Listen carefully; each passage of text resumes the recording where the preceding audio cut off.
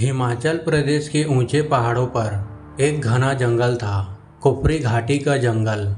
कहते हैं वहाँ सूरज जल्दी ढलता है और रात बहुत जल्दी उतर आती है। वही ट्रैकिंग करने गया था आरव, शहर का एक नौजवान लड़का। कैमरा, पानी की बोतल और जोश, बस यही साथ लेकर चला गया था। पहाड़ों की ठंडी हवा, चिड़ के पेड़ों की खुशबू, सब कुछ उसे किसी फिल्म जैसा लग रहा था। लेकिन जैसे जैसे शाम ढलने लगी, रास्ता अनजान लगने लगा। आरव ने मोबाइल निकाला, लेकिन उसमें नेटवर्क नहीं बता रहा था। वो बुरी तरह रास्ता भटक चुका था। रात के करीब 9 बजे दूर कहीं एक दीपक की लौ दिखी। वो उधर चला गया। एक पुराना घर, लकड़ी से बना, ऊपर पहाड़ी की ढलान पर। दरवाजे पर एक औरत खड़ी थी, सफ़ेद कपड़ों में, लेकिन चेहरा कुछ छिपा हुआ। उसने कहा, बेटा रात हो गई है, जंगल में रहोगे तो जिंदा नहीं बचोगे।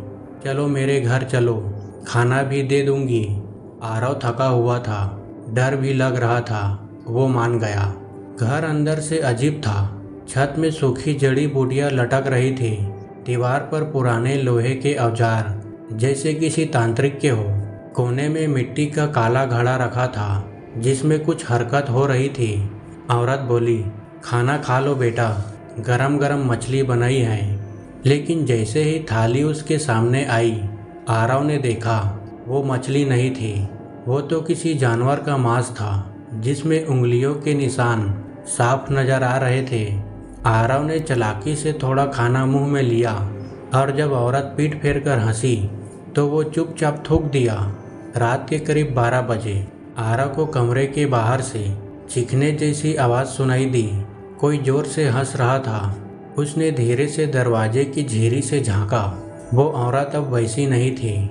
उसके बाल खुले थे, आंखें लाल, और वो लोहे के औजारों से किसी जानवर की खाल उतार रही थी। आरव का खून जम गया। वो बिना आवाज़ किए खिड़की से बाहर निकला और अंधेरे में भागता चला गया। पीछे से वो चुड़ैल चिल्लाई, रुक जा, तू मेरी सीमा से बाहर नहीं जा सकता। लेकिन जैसे ही आरव ने एक पुराने पत्थर के मंदिर की सीमा पार की, उसकी आवाज़ गायब हो गई। सिर्फ हवा का सन्नाटा और रात की ठंडक बाकी थी। सुबह गांव के लोगों ने उसे बेहोशी की हालत में मंदिर के पास देखा।